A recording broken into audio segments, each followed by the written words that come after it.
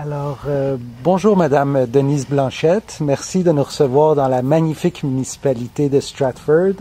Je vais vous dire, dès que je suis arrivé là, dans la municipalité, mes jambes m'ont été sciées par la beauté de la place. C'est vraiment incroyable. C'est frappant tout de suite comment c'est beau cette place. Vous, ici, on est où exactement? Ici, on est au parc, je peux dire maintenant parc régional du lac Aylmer, puisqu'on a eu l'accréditation pour l'être.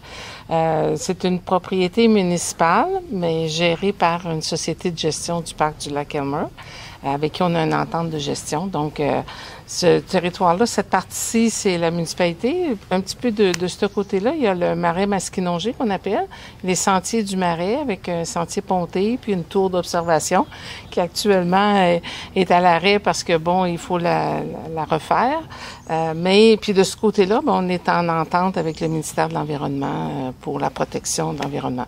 Fait que, tu sais, la municipalité de Stratford, dans ses valeurs, c'est la protection de l'environnement. Puis, tu sais, d'avoir un site comme ça, ben ici vraiment, ça fait œuvre utile et ça permet la démonstration de toute notre volonté par rapport à l'environnement. Oui, c'est vraiment un joyau. Donc ça, c'est le lac Aylmer. Ici, c'est le lac Aylmer, c'est ça. Et les résidents de Stratford, comme les gens d'alentour, je vous dirais, il y a des gens de Victo, Sherbrooke, de la Beauce, plein de monde viennent ici. Tu sais, il y a des fins de semaine, là, quand il fait beau, là, on a 300, 400 personnes et même plus qui viennent ici avec des enfants pour cet attrait-là. Puis on a aussi des bateaux qui sont sur le lac, là, qui s'ancrent. Quel genre de bateau c'est? C'est des gros. Ceux qui viennent, là, c'est des bateaux moteurs, je vous dirais, assez importants. Bon, la cohabitation n'est pas toujours facile, il faut savoir ça, mais quand même, enfin, il y a de la place pour tout le monde. Là. Oui. Puis ici, ce qui est privilégié, c'est que l'eau, le lac descend tranquillement. Fait que c'est une belle place pour se baigner. Là. Il y en a long à faire avant qu'il y ait beaucoup d'eau. Donc, c'est très bon pour les familles. Il y a des belles plages.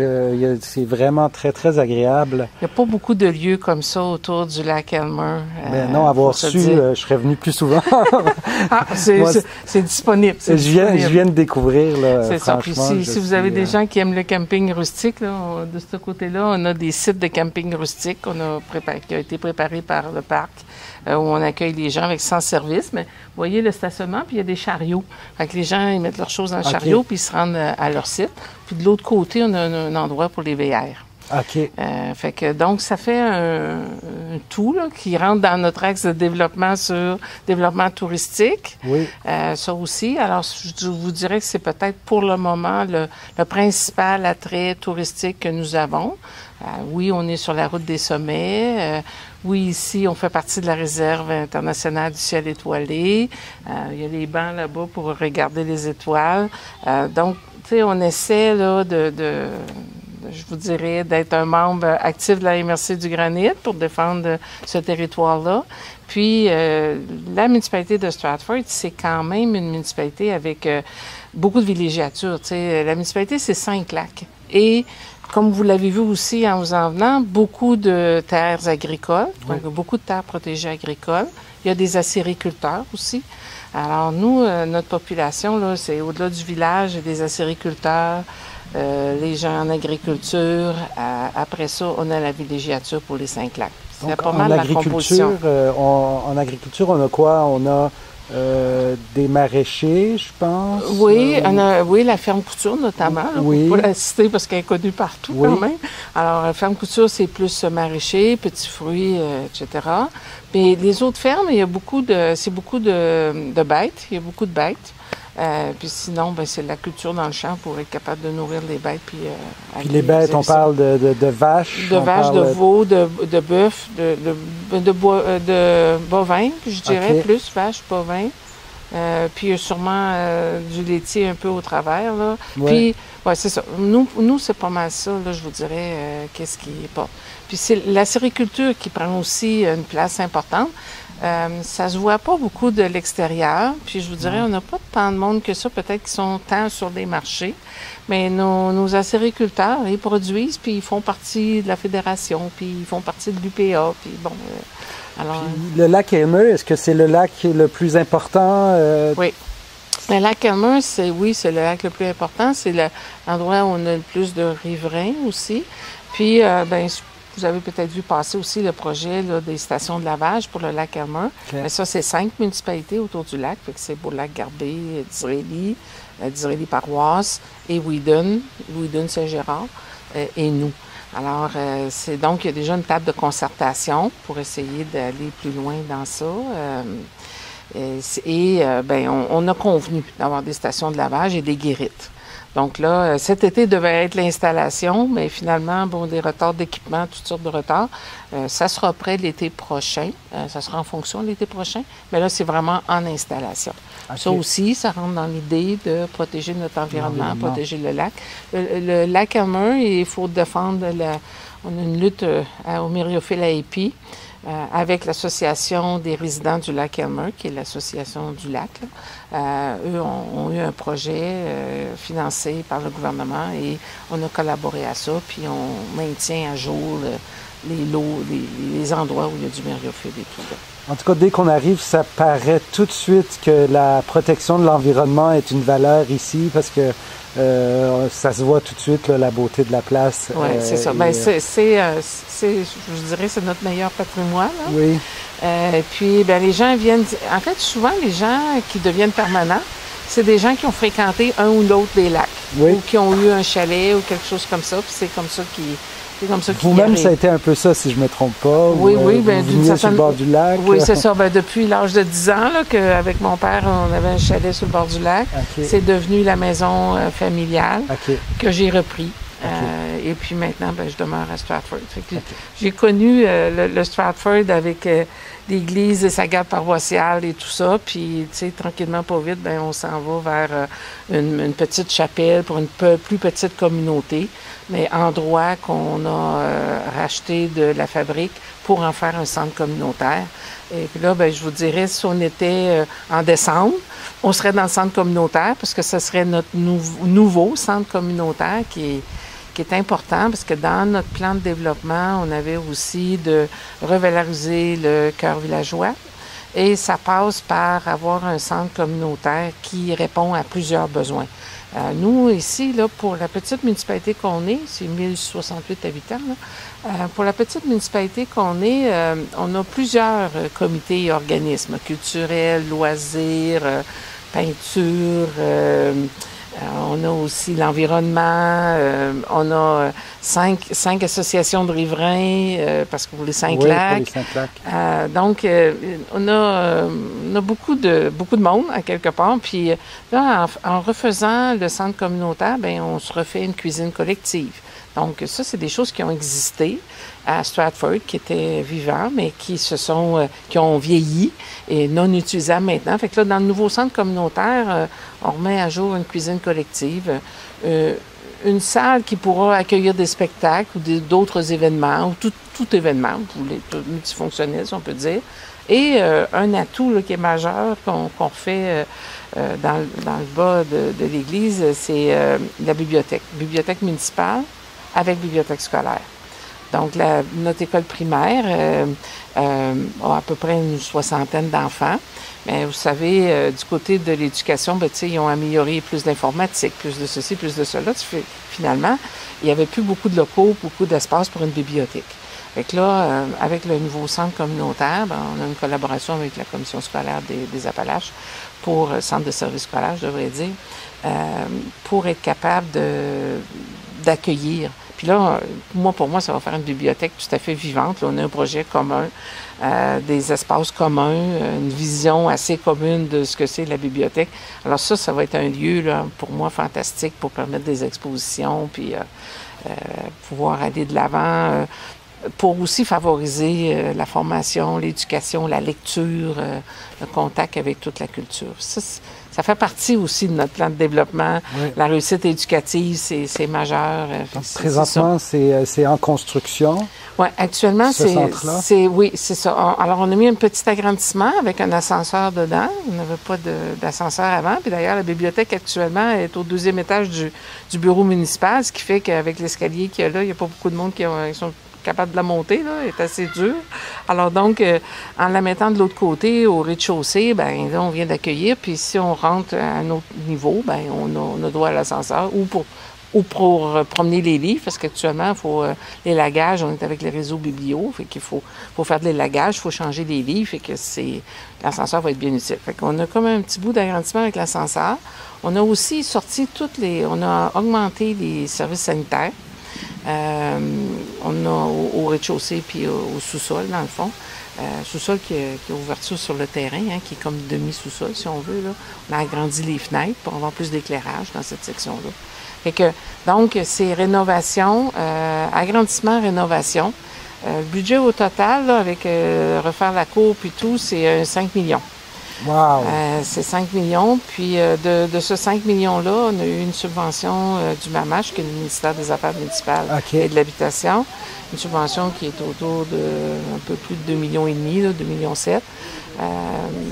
C'était quand même une subvention importante parce que c'est 74 % des coûts admissibles. Okay. Ça a l'air 50 % quand on regarde le total, mais tout n'est pas admissible pour le MAMACH. Donc, c'est 74 %. Fait que c'est beaucoup de sous. On a eu aussi une subvention du fédéral pour un 500 000. Wow! Alors, donc, tu sais, qu'on est allé chercher ce qu'on était capable d'avoir comme appui. Je vous dirais que ça a été aussi, il fallait l'expliquer aux citoyens, tu sais, parce que c'est pas juste, vouloir alimenter le cœur villageois, l'enrichir, ben, il faut le défendre. Les gens, ils voient pas l'œuvre des comités, ou ils voient pas tout le monde qui se réunit. Moi, je vous dirais, au bureau municipal, j'avais plus assez de salle ou d'espace pour faire quelque chose. Il faut savoir qu'au bureau municipal, on a accueilli le bureau de poste. Le bureau de poste se promenait, je vous dirais, de maison en maison au village. Puis à un moment donné, ben ça devient difficile, hein? Il n'y a plus de maison. Fait que la municipalité a décidé d'accueillir le bureau de poste. Fait que je vous dirais, notre première salle de conseil est devenue le bureau de poste. Ça a permis aux citoyens d'avoir des casiers disponibles à l'intérieur pour ceux du village. L'autre chose qui est arrivée au bureau municipal, c'est que notre deuxième salle de conseil est devenue notre projet de garderie communautaire. OK. Donc là, on a une garderie qui a droit à 12 places, donc 2 responsables de service de garde, chacune 6 places. Et puis ça, c'est supervision du CPE Les Étoiles à Mégantic. Fait que, donc, vous voyez que notre bureau municipal, en plus des locaux du bureau, là, de ce qu'on a à faire municipalement, ben là, on n'avait plus de place pour les réunions, les comités, les choses comme ça. Fait que là, notre centre communautaire là, va accueillir tout ce beau monde-là. Au bureau municipal, au sous-sol, on a le Cercle des fermières. Oui. Le Cercle des fermières de Stratford qui est très, très, très, très actif. OK. Oui, on est une référence. Là. Il y a des gens qui viennent de d'autres municipalités pour voir notre Cercle des fermières, comment ils sont organisés. Ils sont très, très dynamiques. Alors, c'est des dames de Stratford, mais c'est aussi des dames de Disraeli qui se sont joints. Elles attirent parce qu'elles sont dynamiques et bien vivantes et font partie de notre communauté. Pour ceux qui ne le sauraient pas, est-ce que vous pourriez expliquer c'est quoi le Cercle des fermières? Le Cercle des fermières, c'est une organisation qui accueille, en fait, qui fait beaucoup d'éléments, je dirais, de tissage, d'artisanat, de ce genre de volet-là. Ça peut être aussi permettre du développement autre, avec des conférences et tout.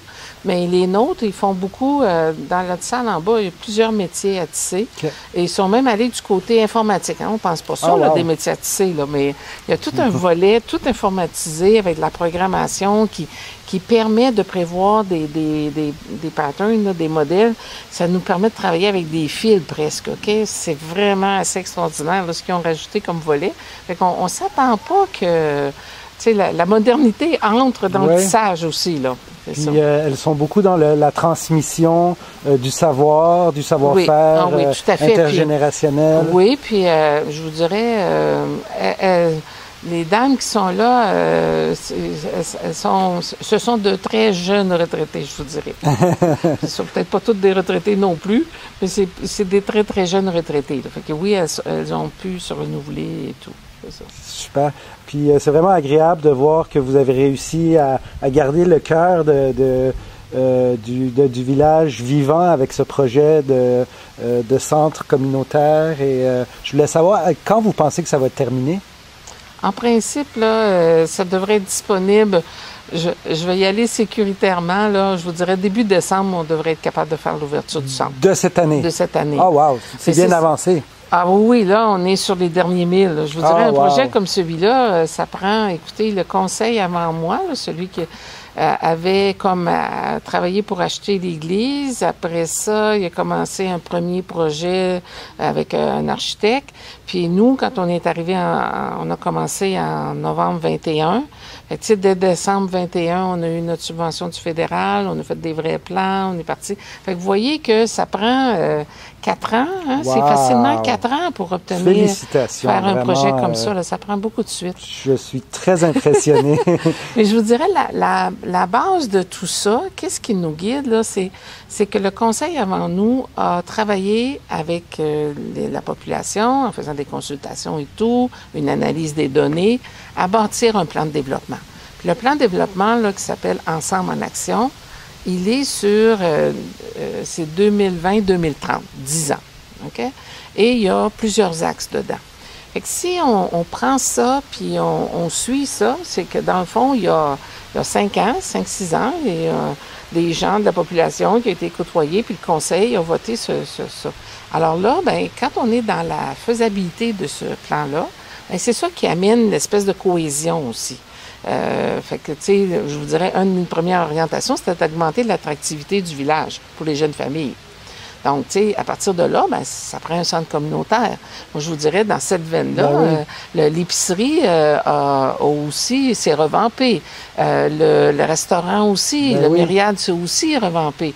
Fait que, tu sais, ça fait plus chaleureux, plus actif. Le lien avec l'école primaire fait en sorte que c'est ça qui est visé. On a un plan aussi, là c'est moins visible, mais on a un plan d'un parc urbain dans lequel on a la possibilité de faire une rue, avec la possibilité éventuellement de faire bâtir des duplex. Donc, on va avoir ce qu'il faut pour accueillir des familles. Oui. Et de là, l'idée, c'est sur 10 ans. Oui, mais déjà, il y a pas mal de services, comme vous dites, l'épicerie, l'école, il y a tout ce qu'il faut pour les familles. Il y a tout ce qu'il faut. Puis si on ne travaille pas à dynamiser tout ça, puis à le mettre de l'avant, ben c'est ça qui fait qu'un village est en vie. Là. Oui. Je vous dirais, il y a des fois, les sceptiques ont besoin d'être confondus.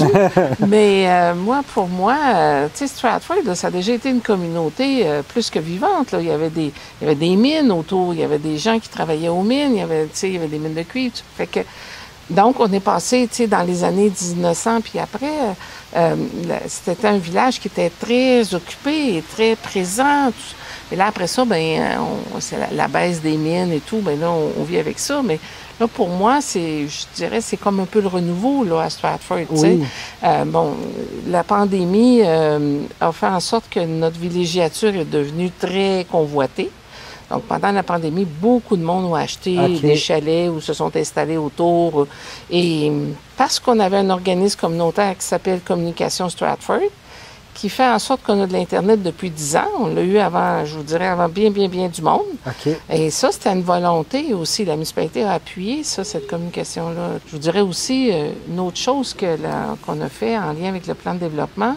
Pour le volet économique, entreprise, soutien aux entreprises, on a créé ce qu'on appelle Promotion Stratford. Promotion Stratford, c'est un organisme aussi sans but lucratif aussi, c'est un OBNL, mais qui est comme un peu le bras droit de la municipalité pour faire en sorte que le plan de développement prenne vie. Vous savez, quand on travaille à la municipalité, beaucoup de choses au quotidien qui nous occupent, hein, la voirie, l'aqueduc, les égouts, l'environnement, tout ce qu'on a, là. Fait que si on n'avait pas Promotion Stratford, Promotion nous aide à aller chercher des subventions, nous aide à regarder, là, tout le temps qu'il faut mettre dans l'aspect développement pour arriver quelque part. Pour le futur. Pour le futur, c'est Promotion qui le prend à sa charge. OK. Puis ça, c'est des bénévoles? Au niveau du conseil d'administration, oui. Le conseil d'administration est fait de 2 élus. Alors, la mairesse y siège, puis un autre conseiller municipal, et 3 personnes qui viennent de l'extérieur. Okay. Donc, actuellement, j'ai un entrepreneur, puis une autre personne qui est justement le président du conseil d'administration du parc du Lac-Elmer. Qui était aussi notre ancien maire. Oui. C'est pour vous dire aussi que la continuité dans la vision, ça aide beaucoup. C'est énorme. Fait que c'est eux. Et on a 2 ressources. qu'on essaie d'avoir là, en permanence, mais c'est compliqué. Alors, on a un agent de développement économique puis un agent de développement socio-communautaire. Alors, pendant un petit bout, là, on a réussi à avoir les deux, mais vous savez, la vie étant ce qu'elle est, puis on engage des gens qui sont jeunes. Bien, des fois, ils sont à Sherbrooke, des fois, ils voyagent, ils veulent changer. Si c'est des jeunes, ils apprennent, puis après ça, ils veulent aller ailleurs. Fait qu'on vit avec ça. Actuellement, j'ai une agente de développement socio-communautaire qui travaille avec tous les organismes, pour aider pour les budgets, pour aider pour les subventions, pour faire en sorte puis faire le pont que, que ça fasse une communauté là, serrée, que les uns s'aident les uns les autres. Là. Fait que donc, fait que ça, je vous dirais, pour le moment, ça va bien. Jusqu'en mai, ça allait très bien du côté économique parce que j'avais quelqu'un de dynamique et tout. On était à la recherche d'une nouvelle personne.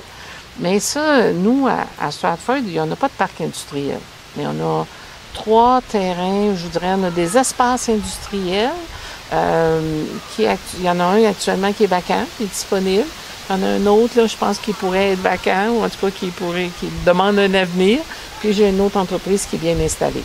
Fait que moi, je vous dirais, n'importe quelle petite entreprise. Moi, je vise pas d'avoir une bien grande entreprise puis dire qu'on va faire vivre 30 personnes et tout. Toute petite entreprise de 5-6 personnes, vous savez, ça fait la différence. Puis ça rend ça plus vivant. Puis, de par notre situation géographique, vous pouvez travailler à Disraeli, vous pouvez travailler à Mégantic, vous pouvez travailler à Stoneway, vous pouvez travailler à Whedon. Puis vous pouvez travailler à Thetford, c'est 20 minutes. Là. On n'est pas au bout du monde non plus. Là. On est assez central. Fait que, j'ai des gens, des infirmières qui travaillent au centre hospitalier à Mégantic. Il y a toutes sortes de monde là, qui travaille un peu partout. Puis nous, on en engage un certain nombre là, comme municipalité aussi. Donc, on peut travailler ailleurs, mais garder quand même la qualité de vie extraordinaire qu'il y a ici. Oui, c'est ça. Quand on arrive après notre travail, ben on peut respirer. Oui. C'est ça, tout à fait. Oui. Puis, l'eau est disponible, les arbres, les sentiers. C'est quand même... c'est un beau milieu de vie, là. Oui. Un très beau milieu de vie. Madame Denise Blanchette, je vous dirais que vous êtes vraiment un exemple pour ce que devrait être, à mon avis, le développement municipal. Vous, votre conseil, tout le monde qui participe. Et puis, je vais toujours vous citer ici la ville de Stratford, la municipalité de Stratford et vous-même en exemple, comme je dis, parce que c'est vraiment extraordinaire ce que vous faites. Je vous remercie beaucoup. Merci beaucoup. Merci.